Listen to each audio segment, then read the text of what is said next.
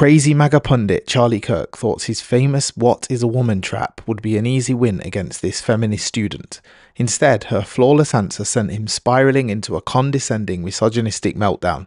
If you're ready to see a smug gotcha backfire in his face, show your support by hitting the like and subscribe buttons, and don't forget to ring that notification bell so you never miss a video. Now let's watch this together and then I'll give my 2 cents at the end.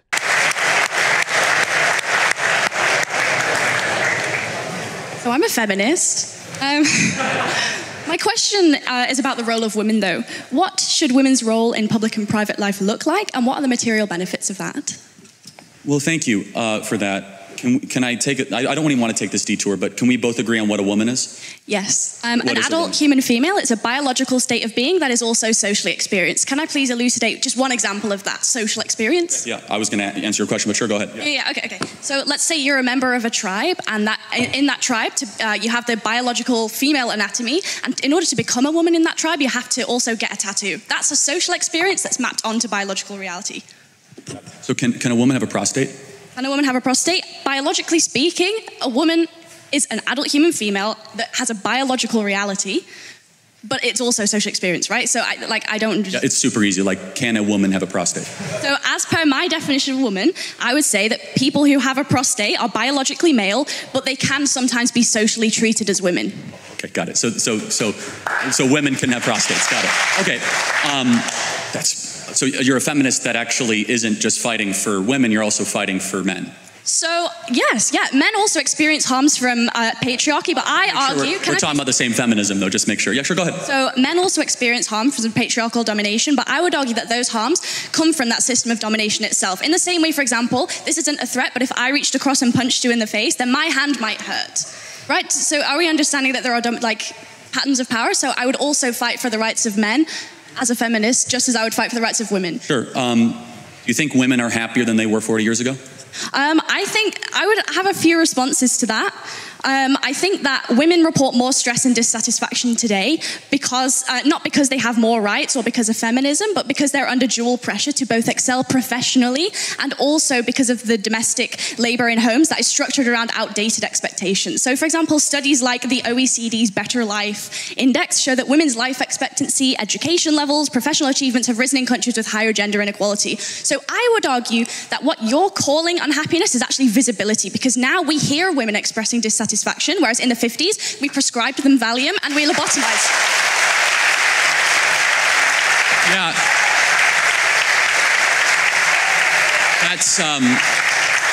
That's really rich. I didn't know women not to complain 50 years ago. That's funny. We've always been... hold on a second. Why are suicide rates going up more for women?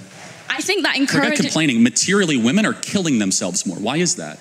I think that even if both men and women have become unhappier, men's suicide rates have risen as well, and that's also been exponential. Can you at least concede that feminism offers only one potential explanation? There could be also other explanations. Of course, obviously, but feminism is the glaring thing in front of us, where we have fertility rates down, we have marriage rates down, we have unhappiness up, and we did something in the 1960s out of the universities of Bretty Friedan and Gloria Steinem and all these feminists that basically said, you're trapped in a home, go get a job, freeze your eggs, take birth control, and all of a sudden women are way unhappier than they were 40 years ago. And I just have to ask the question, why is that? Is it working? And maybe there are biological differences between men and women that we should respect, and that deep down a lot of women want to get married and have children. In fact, we should applaud it, and we should support it, and we should say it means nothing if you're gonna go be a CEO of some shoe company or be some banker in London. What matters if you raise children and you have something to pass down long after you're gone. I think I would bring 2 points to that. The first one is just really simple, which is that you can ascribe liberalism all you want as the cause of the unhappiness. I would argue something else. I would say that it's certain economic policy that has very little to do with the social acceptance of alternative lifestyles.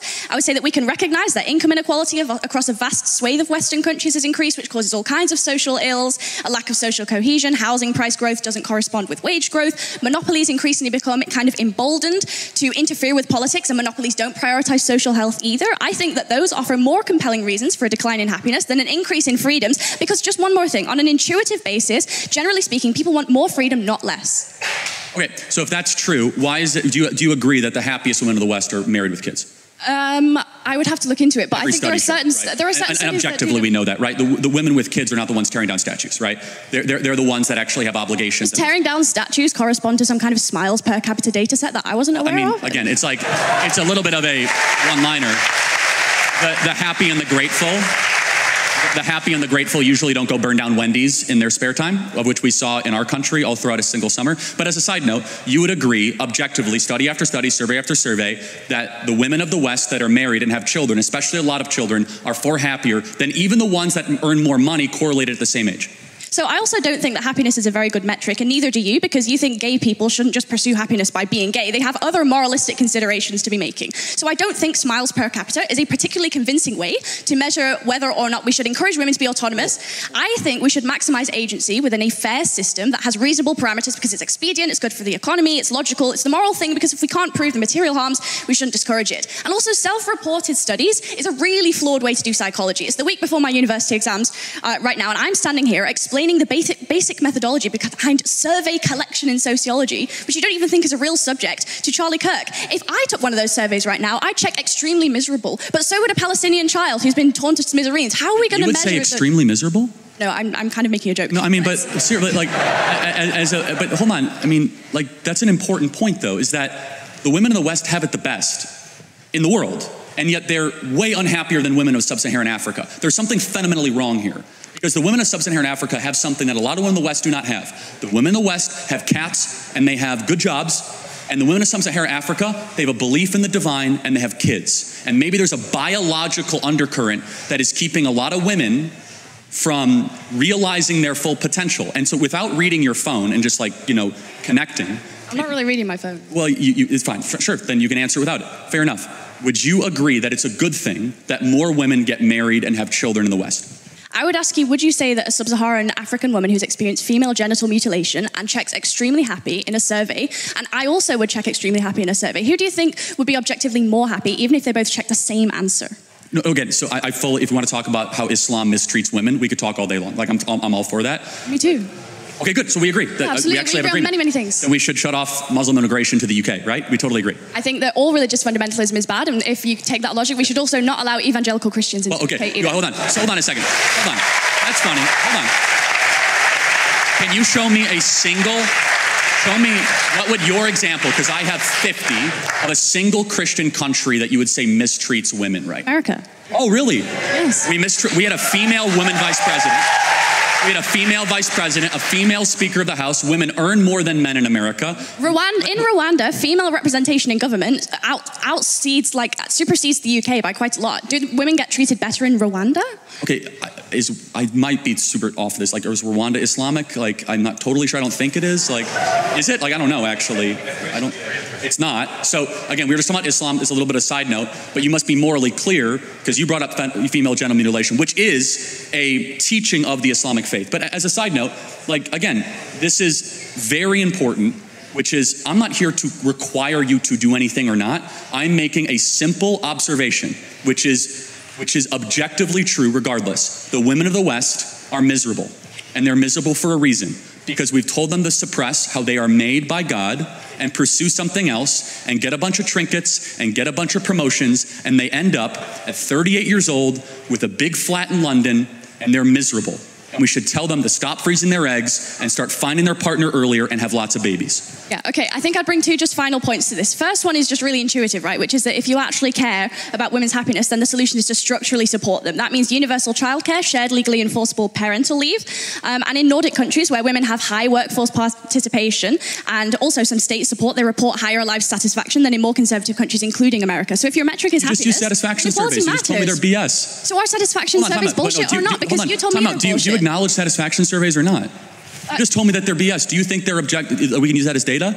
I don't think that yes or no? It is the only sole data set, but it is a data set that necessarily you told me they're matters. so flawed and you self-report. Okay, by the macro self-satisfaction data, I am correct. And you are right. When you have paid family leave, you are happier. I'm actually a proponent of that. At Turning Point USA, we pay for 6 months when somebody has a child. I think there's a lot of agreement we can have on that. We need to encourage having more children. I think the Hungarian child policy is phenomenal. We should look at that, because the greatest thing that is plaguing the West is we're not having enough kids. And it's not just bad because we won't have a future. It's also bad because the present is awfully miserable for too many women as well. Okay, in which case I think we get... Can we start bringing this to a close, please? Okay, I think just one final thing, which is that in which case we get to a really interesting argument about what parts of womanhood can be demarcated to the social and what kinds of womanhood can be demarcated to biological. So, for example, my anatomy is demarcated to the biological, but the fact that I might potentially be a better nurturer than a man, I would demarcate that to the social, you might demarcate that to the biological, in which case we have differing moral scales of value. I would ask why we should necessarily prioritize your moral scale of value, which prioritizes things like the birth rate, when in actual fact there are various other moral scales of value. And if you yourself are a free market American, why is it the case that you would not, like the previous speaker noted, extend personal freedoms towards all spheres, including a private sphere? I believe in absolute truth claims, and it's absolutely wrong and bad when a society stops having kids to replace their own population, and then you have to import the third world and you become the third world. It's bad. I disagree, but thank you. Okay, thank you. That right there was absolute perfection. That student just gave a textbook lesson in how to handle a bad faith actor. Let's break down the tactic. The "what is a woman" question isn't a genuine inquiry. It's a rhetorical trap designed to make his opponent look foolish and extreme. But she didn't fall for it. Her answer was calm, nuanced, and intellectually honest, and it completely diffused his attack. And what was Kirk's response when his gotcha failed? A complete meltdown into pure condescension. He couldn't win the intellectual argument, so he resorted to a pathetic, misogynistic rant about miserable career women with cats who need to stop freezing their eggs and have babies. It was a total mask-off moment. He didn't just lose the debate, he exposed the raw contempt at the heart of his entire worldview. So what do you think? Do you think the Cambridge student held her own and shut down this "what is a woman" trap? Let me know in the comments below, and if you enjoyed this breakdown, make sure you hit the like and subscribe button and ring the notification bell for more. Thanks for watching.